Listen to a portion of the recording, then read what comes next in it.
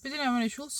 ირაკლი კობახიძის მთავრობის პირობებში სუში აღარ ყავდა თავისი უშუალოდ დობით აღჭურვილი პირი, მას შემდეგ რაც ლილუაშვილი ციხეში გაუშვა კობახიძემ და მას შემდეგ რაც დინარაძემ საკუთარი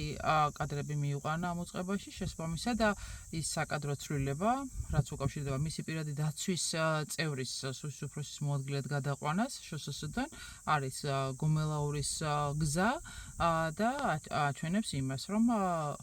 სუში მისი ინდობით აღჭურვილი პირი არის ასასვლელად მნიშვნელოვანი მისი რეჟიმის უსაფრთხოებისთვის, მით უფრო მაშინ, როდესაც გომლაურის მაგალითზე შემდგომ